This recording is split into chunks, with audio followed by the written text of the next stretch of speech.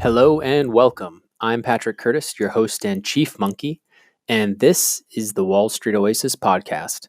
Join me as I talk to some of the community's most successful and inspirational members to gain valuable insight into different career paths and life in general. Let's get to it.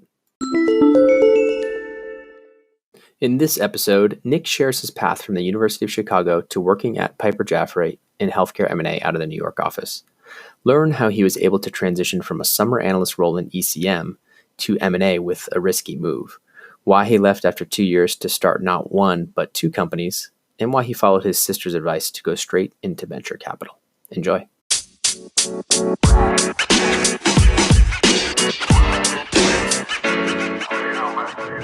All right, Nick, thanks so much for joining the Wall Street Oasis podcast. Absolutely, my pleasure. So it'd be awesome if you could just give the listeners a quick summary of your bio. Yeah, absolutely. So I grew up in New York City. I went to a French high school, French immersion school in town. And then I went to the University of Chicago, where I studied jurisprudence, which is essentially, I guess, like the theory of law at its most basic. And that was interesting, but I kind of knew I wanted to get into business. Eventually, I went into investment banking. I was analyst for 2 years at Piper Jaffray on the healthcare team in New York City. And I think most of the people in my analyst class and the people I knew went into private equity, but that never really fully piqued my interest. So while I was in banking, I actually started a rosé importing company. And then after banking, I started a healthcare company, bounced around with those two for a year. And then about, I would say 4 months ago, I started recruiting heavily for VC positions, and I landed with Alpha Venture Partners back in December of 19. And I've been there for 2 weeks now, or 2 months now. Yeah. So Congrats on the new move. Yeah, that's right. So when it's still fresh. Yeah. So your path is kind of interesting. The reason I wanted to chat with you is because, well, number one, you kind of had a very non-traditional major and kind of didn't Right. If I had seen that, I wouldn't have been like, oh, this guy's going banking. Yeah. I want to talk a little bit about the recruiting there. And then also just your startup stuff was interesting. So I'd love to just dig into that, but let's start back in college. Yeah. So you're U Chicago, right? Yeah, I was at U Chicago. So, but like, what's this, philosophy minor? Yeah. Yeah. And then when did finance or business kind of interest you, or were you always interested in it? 100%. So it's a traditional like liberal arts school. So keep in mind everything's theoretical there. I think like I did go to school, and a lot of my friends were econ majors, and a lot of those people are obviously went into finance. There was definitely sort of a little bit of the people who I was around were certainly gravitating towards finance. The person who ran the major, Law, Letters, and Society, which what it used to be called, and it's, like I said, kind of like a pre-law almost. Yeah. I sat down with him kind of my junior year. Legal internships aren't that important kind of your freshman and sophomore year. So I kind of was just doing business stuff and just doing stuff to like be in the city and hang out with my friends. Mm-hmm. And I sat down with him and I was just like, listen, like, what do you think? Should I be going into law? And he was like, listen, law is it's a great vocation, but if you're not passionate about it, the money's not really there. And he just got the sense that I was like not as passionate about it. And he was like, listen, you should look for something that you're more interested in. And I talked to him about like maybe doing a JD MBA and positioning myself for that. And he said, I've taught a lot of JD MBA students, and every single one has been more interested in the MBA classes than the JD classes. So if you're already positioning yourself that way, you might be more of a fit for kind of business. And that's kind of when I started really going for internships in banking for my junior year. And then, I wouldn't say I loved banking, but I liked kind of the exit opportunities. And the fact of the matter is, if I had chosen to go into law after banking, there was an avenue for me to do so. I didn't study for the LSAT, but that's the thing about banking is that it really doesn't close any doors. So that was also a draw. Yeah, it's interesting. I think so. That was a pretty pivotal conversation. It sounds like. Yeah, it certainly was. You really respected this person. How did you? Yeah, for sure. He is How he's did a you constant. find, how do you say to listeners, like, how do you find that person? Because that's like, that changed your whole course of your life. Right, right. I guess that's true. I guess that's true. And I do think back to that conversation, and I do think maybe I should have been more. But no, he's essentially the guy who he was running this program at U Chicago, which was like 20 students. You had to apply for it. Um, and I don't necessarily think. I mean, obviously he had stature and gravitas, but I think it could be any type of professor that you kind of respect. And I think along the way, everyone's trying to kind of making it up as they go, and talking to someone who doesn't necessarily have you could talk to your parents and your sister, but everyone has their own kind of path that they have in their own heads for you. Mhm. So it's better to talk to someone who's a little bit more removed and says, you know what, let's talk about this kind of objectively, and let's see what shakes out of the conversation. That's And fair. that's kind of how I approached it, I think.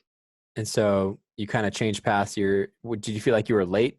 And was this early junior year, or was this late sophomore year? So junior internships. This must have been Sophomore. this must have been either late sophomore or beginning of junior year. But I know they pushed the junior year Recruiting earlier. recruiting way earlier. So yeah. So sorry about that. If there's any listeners, yeah. But Yeah. So basically, if this was you this year, you would have been too late. yeah.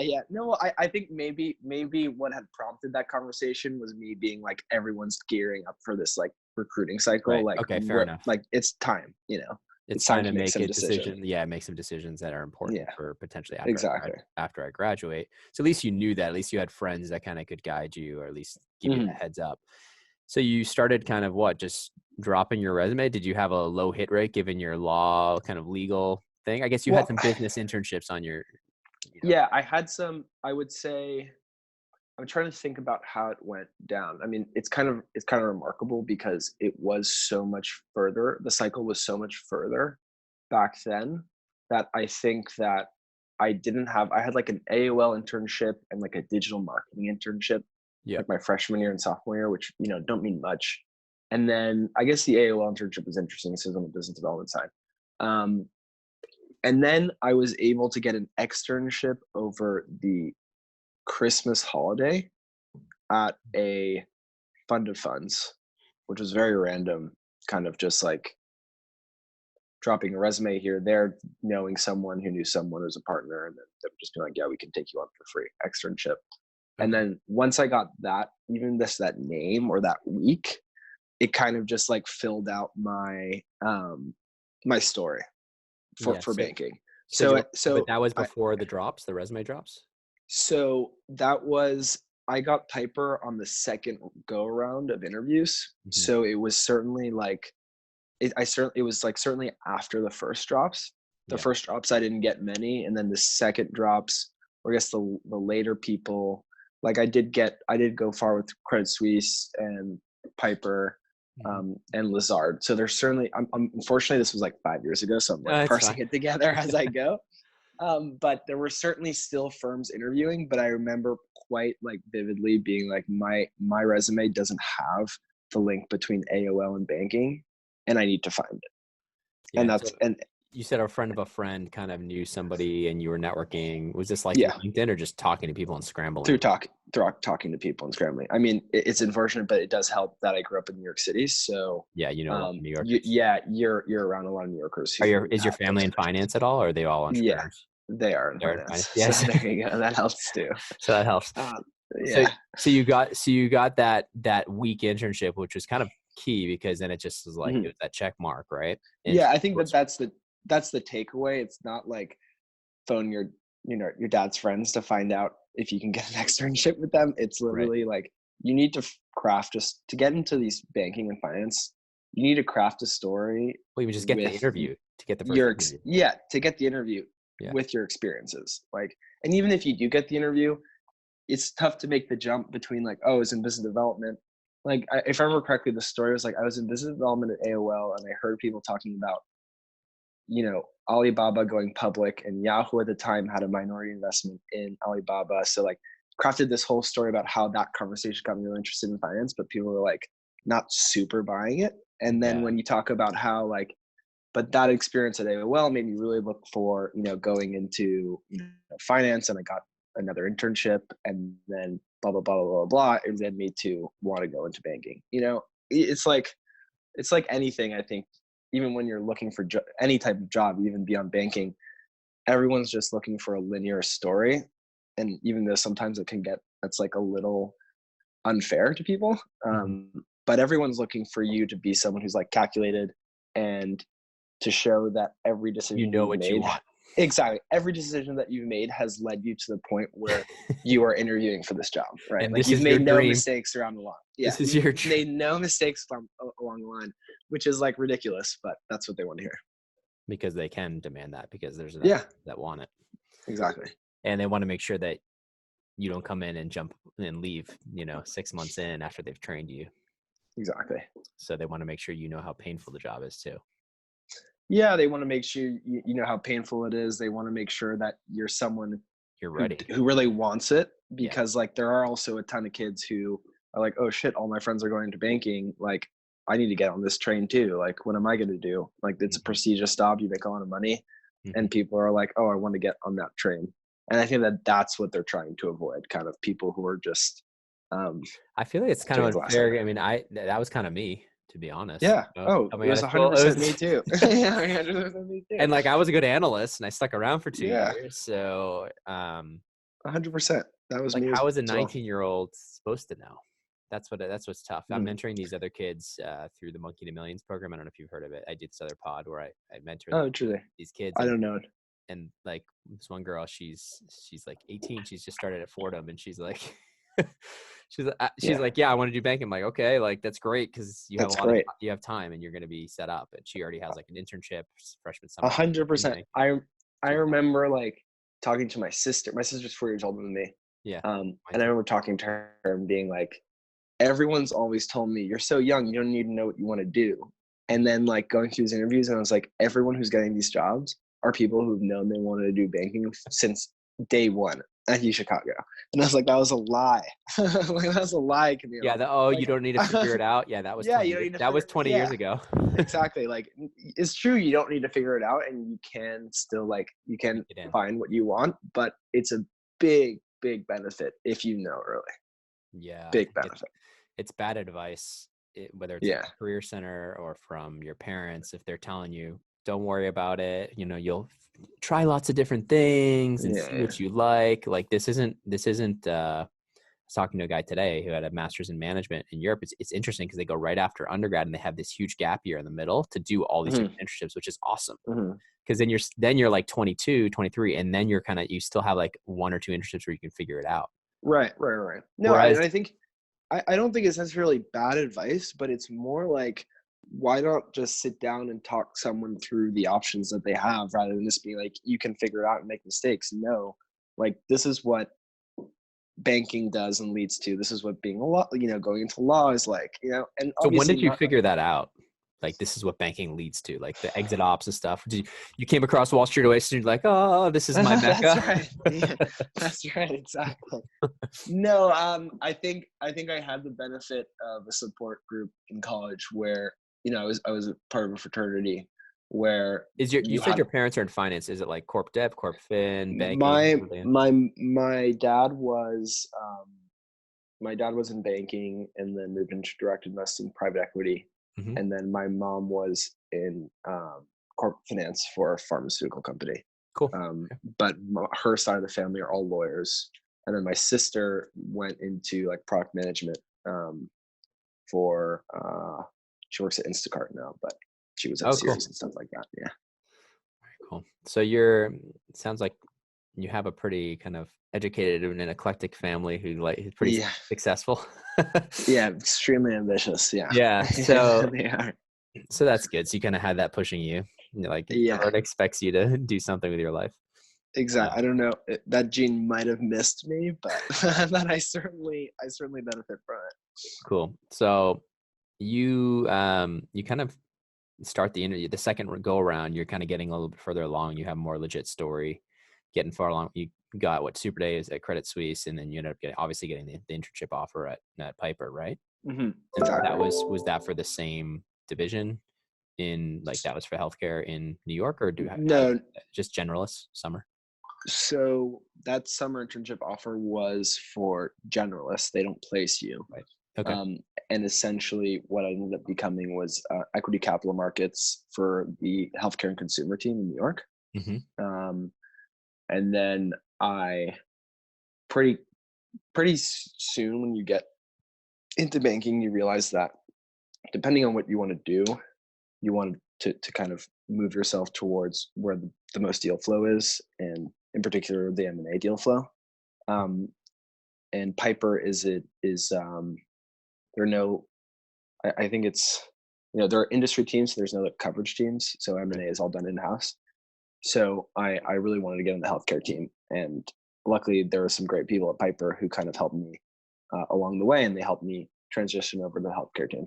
And can you tell me a little bit about like that transition? So like at the end of the internship, or during the internship, were you kind of like just networking aggressively with all the M&A? A little bit. Yeah, exactly. I think like I had made it clear that I wasn't going to accept a return if it wasn't for a coverage team that wasn't, because ECM, I guess ECM is a coverage team, and that's the only kind of, or like a product team. I think that's what they call it, like a product team. Mm-hmm.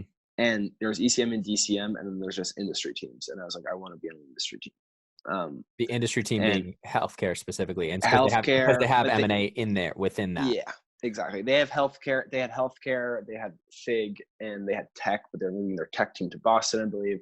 And I was pretty much like, I want to be on the healthcare team. That's where I did a lot of my networking. Mm-hmm. I left this summer being like, who knows? We'll see. Like maybe some of the interns won't accept their offers. Oh, so it was pretty aggressive. It was pretty aggressive of you. You were willing to kind of come back to school with no offer after your junior summer. Yeah. And because what gave you that confidence? You felt like you could basically. I felt like I could. Yeah, I felt like I could find something. I felt like I could find something. And what's really funny is the intern that didn't accept the healthcare offer, mm-hmm. whose job I ended up taking, helped me get or introduced me to the VC firm that I'm working for right now. Is he or she there? Is he or she there? No, he's not. He works for a different VC firm. It's just random. It's just random. And I reached out to him because we stayed connected. And and he realized that, he went straight into kind of the working for small startups to work his way into venture. And I took his spot at the healthcare team. And then I reached out to him because I knew he was in venture, and then he put me in touch with the place that I work now. So that's awesome. It's kind of funny how that works. Yeah. It's all about who you know. And I just put that together on this podcast, which is really funny. I was just like, oh wow, yeah. So tell me, so you're going for a couple of years at Piper in the healthcare group doing M&A. Was a lot of deal flow, a lot of pitching? What was the balance? How was it? A lot of deal flow, not much pitching. I think the way Piper New York did a lot of their M&A was a lot of P to PE, and it was kind of the two MDs who ran that little branch within the healthcare team were very efficient, and they had a very good relationship with a lot of private equity groups. Mm-hmm. So they didn't do much pitching. Deal flow was certainly there. You get a lot of experience, mm-hmm. A lot of experience working with private equity groups. Yeah. So during this time, you co-founded a business. So during your 100-hour weeks or 90-hour weeks, right. Just founded a business. Yeah. But tell me a little bit about first. So what were the hours like? Was it really tough, or was it? Yeah, the hours were. I mean, it's what do they say? It's peaks and valleys, right? That's what they always say. So peaks and valleys, and in the valleys, you're sitting at your desk, you're not doing much. And the worst thing about the valleys is that you're still at the desk. One, you're still at the desk, and on the off chance you do get out early, you don't really. One, you're not keeping up with your friends, so you don't really have it's not like you have tons of plans lined up in case you can get out early, which is something that took me some time to get adjusted to, but you just don't have that. And essentially I had two extremely close friends of mine from high school who were also kind of just like, let's do something more fun than what we're currently doing. And you get kind of, you get I took 1 week off of my 2 years in banking, and I took that week to kind of look for rosé wine to bring to New York. So that's what we did. And it was just kind of, it started as a way to fill the downtime at the desk. And then it turned into, why not? Let's give this a try. It could be fun. And so tell me a little bit about that. What prompted that? Hey, New York needs more rosé. It was more. Are you a Gary V disciple? I don't know. I think it was more. It was like, I want to do something fun with my friends. We grew up in New York City. We know quite a few people in the restaurant industry. We like to go to restaurants. We like to drink. This is something that could be fun. All three of our parents are very into wine. Yep. We started with an idea for cognac because we're all French, and cognac is like made in France, and we thought maybe we could do this. We also looked into sake because we like sake and we like Japanese culture, so like, why not? And it kind of culminated into like spending one night every weekend just trying lots of different alcohols and like being like, we could import this, which was like very fun. Great way to spend some time. And then we just came to the conclusion, you know what, rosé is really hot. I bet we can find a good rosé at a good price that we can bring to New York, and kind of undercut the competition. And that's what we did, and it's still going. So nice. So how did that work in terms of like getting it in, like with all the time? Was one person kind of doing it full time? No, so it ended up 6 months before I left Piper was when we kind of started to put together like when we needed to start doing sales and stuff like that. And pretty much at that time, the two other guys could duck out of work. I think like banking is one of the only places where you can't kind of just like duck out for an hour, to get a coffee or something. I'm sure there's some jobs where you're changing the S 9 to 5, but they weren't. So they were able to just take some meetings and get us going for those first 6 months. Nice. And so you kind of knew this is what you wanted to do. This was like kind of getting set up in your last 6 months there. Any thoughts into recruiting for going straight for venture at that point? Or was this kind of, was the idea always, hey, VC is kind of where I want to go? Or I think that VC was certainly always an option. I was pretty burned out after 2 years of banking, and I kind of was just like, I got a nice bonus and I started a rosé business, and I was like, we'll see, what happens. But for now, I'm just gonna kind of enjoy remove myself. Yeah. Remove myself from like the rat race, so to speak, for a little bit and figure it out. And I think they're always in the back of your mind is like,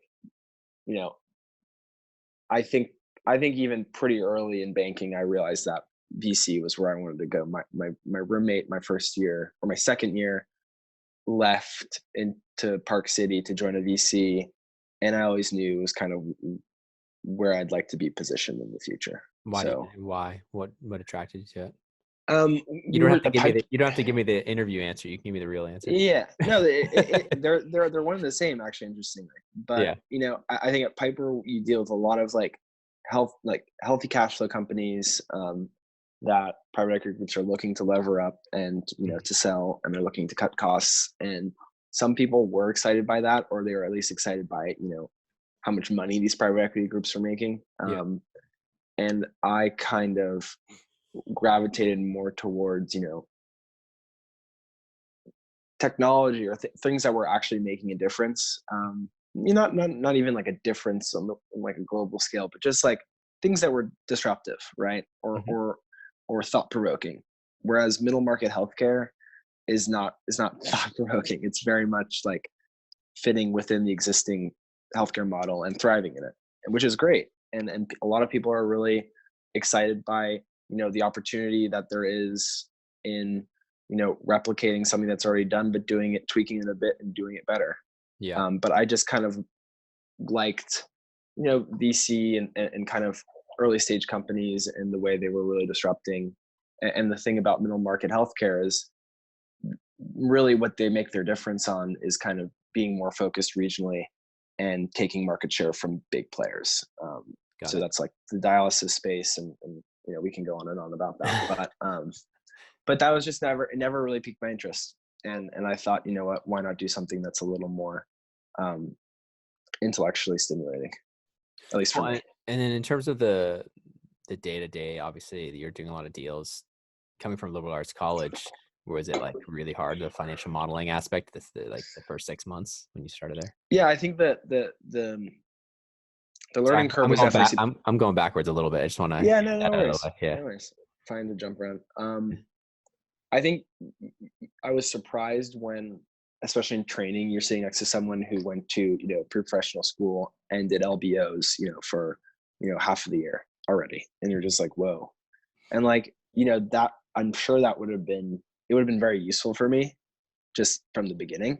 But at the end of the day, it's not that, as long as you can kind of conceptualize it, that's I think the most important part. Yeah. Understanding what's happening conceptually rather than just like being mechanical about it. I think for your personal growth, being able to conceptualize it is important, but for being investment banking monkey, who's changed the desk, probably being mechanical about it is better. But that was definitely that was very apparent to me for sure in the first 6 months. Like, oh, these kids have been doing this for same a long time. Same with me. It was a struggle. I didn't have an internship even in banking. Yeah. So like I was thrown into the fire. That was a rude awakening, but I survived. Right. So, okay. So this wine business, so you 6 months going, you kind of get your second bonus and you resign the next day, or what? You tell them, hey, that's it, I'm out? Or because they had asked me if I was interested in staying on for a third year, and I pretty much told them I wasn't going to. Piper was pretty good about that. They want people to kind of stay on for the 2 years, and they're happy to support you if you don't. There are even some analysts who kind of stayed on for, I guess this was a very specific case, but they just stayed on for a few months after their contract was up because they hadn't found a job, and they're like, well, listen, like, we're happy to still have the help around, while you recruit. There's not going to be a bonus attached this year, so don't stay on forever. But we're happy to pay your base until you get something. Cool. Or they had set like a kind of a line in the sand for him, like you can stay for 3 more months. So nice. They were nice about it. Yeah, it was different. Maybe it's changed a little bit. When I was back, way back in my days, this is like 02 to 04. I had to do everything like secrecy, all my private equity recruiting, and it was. I think most banks are like that, but we're Piper Jaffray's Minnesota nice. They're a Minnesota-based bank, so yeah. And there are certainly elements that are like that. No, I know a lot of my friends had to do everything still, and then once they got their offers, they would get kicked out. But no, even. A lot of the analysts go to Piper clients, almost like P groups that we work with or they work with a lot. Mm-hmm. So it's almost it's an open secret. Oh, he got this job. Like our MD is talking to the partner at that P for next week. They're gonna bring that. He's gonna know. So like it's better for them to know than for them to find out. Totally. So okay, back to the wine business a little bit. So yeah. Were you guys able to scale it successfully? What is it? Is it kind of in a run rate status quo now, and you're just having somebody operate it and manage it? So the wine business is still going. It's all three of us are doing it part time. We're Trump tariffs and all that. Like we're not looking to aggressively expand it.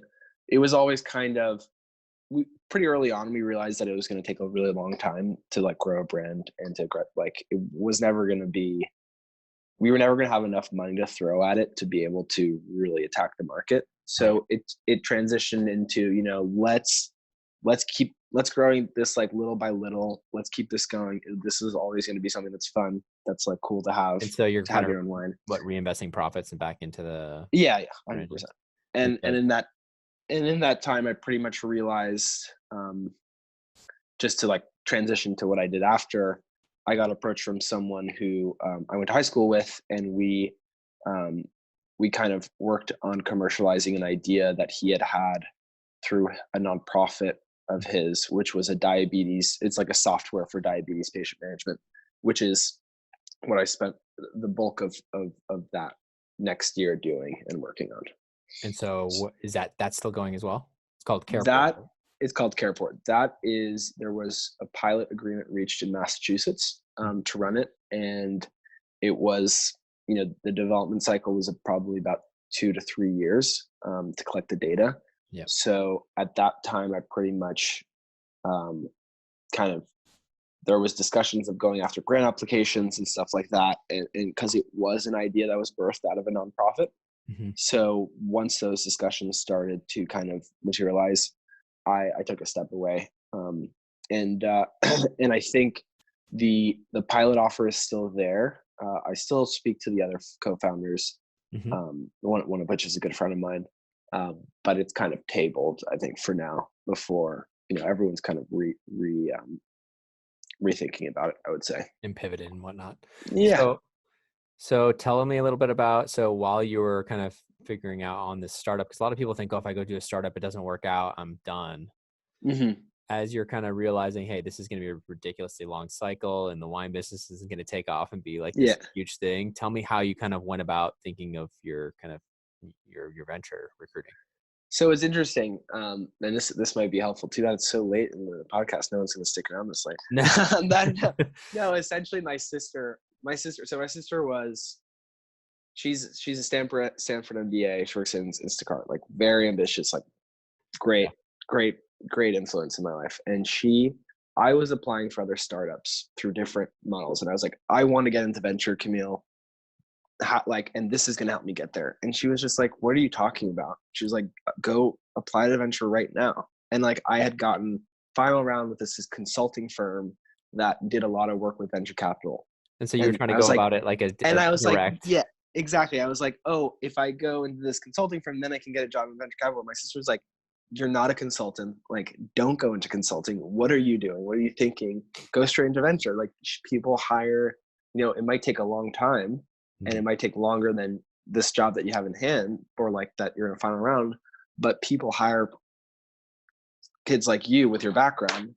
So don't be afraid. And I think that I find that a lot of my friends kind of do, they do kind of put these jobs on a pedestal, and they're like, I'm not ready to be an investor, or I'm not ready to be XYZ. I need this more layer of experience or whatever. And it kind of is the wrong mentality. You should just, yeah, especially as a junior person at a VC fund, it's not like you're going to be making the investment decisions. And exactly. You're going to be sourcing. You're going to be doing a lot of the prep and investment committee. Yeah, learning on the job. You're doing a lot of investment committee stuff, Memo. Like, the decision never falls into your hands. Like, you're never, you're never pressing, on the wire transfer to go through. Yeah. But no, she kind of gave me a big rude awakening, and she was like, believe in yourself and don't look for a bridge to VC. Just go straight to it. And she was right, luckily for me. And you made it. And it's funny because the guy that you took the job from was the one who made the intro. Yeah. Well, honestly, I'm getting a drink with him next week because I did come up with that kind of bridge today on the podcast, but I did say, this guy did really help me get this job, and get a drink with him. He's responsible for all of your career moves. He's my guardian angel in my career. Like, hey, what are you going to do next? Yeah, exactly. That's cool. But no, it's good.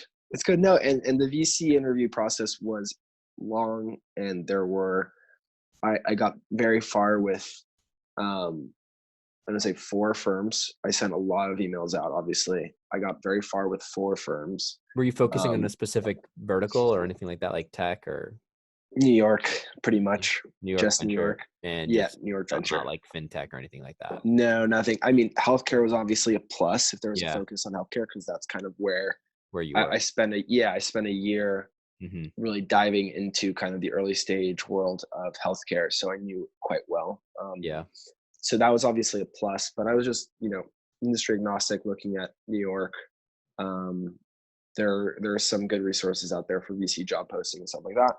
But I got pretty good, for coming not from a bulge bracket bank, to having, one failed business, or one, one business on pause and one business not scaling as quickly as I would like. I did get pretty good traction.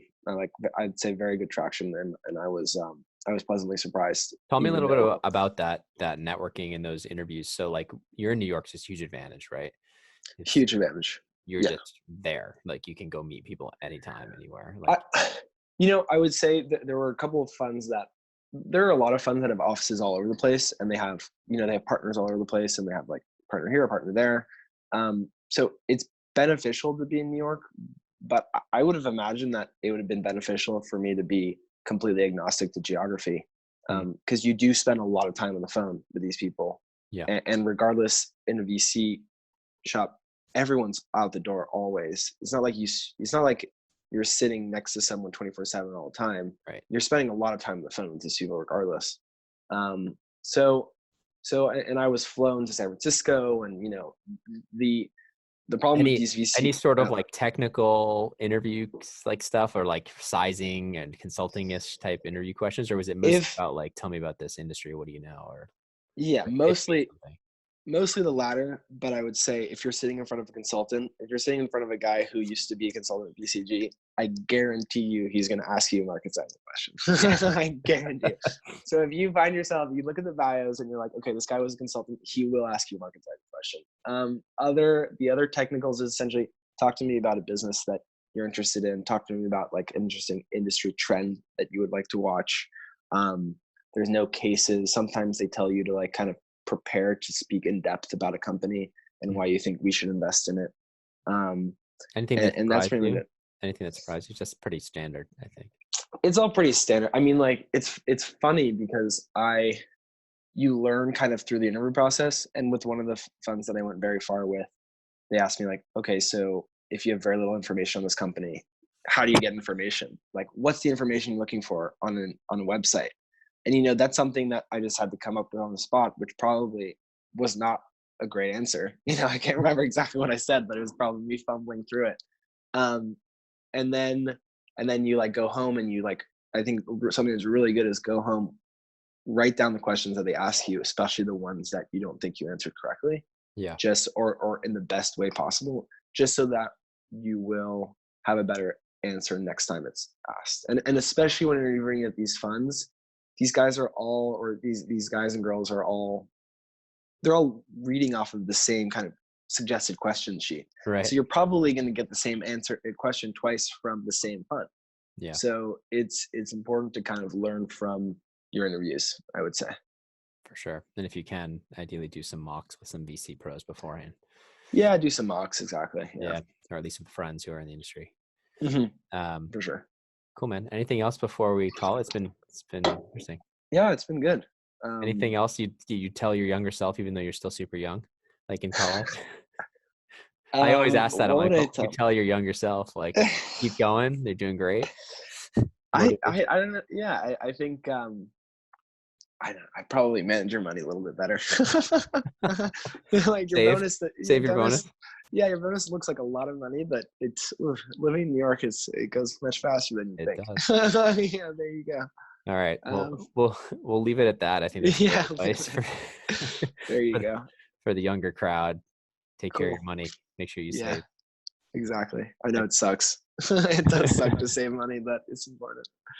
All right, Nick. Well, I appreciate your time. Thanks for coming on. Yeah. Appreciate it, Patrick. And thanks to you, my listeners at Wall Street Oasis. If you have any suggestions whatsoever, please don't hesitate to send them my way, Patrick@wallstreetoasis.com. Until next time.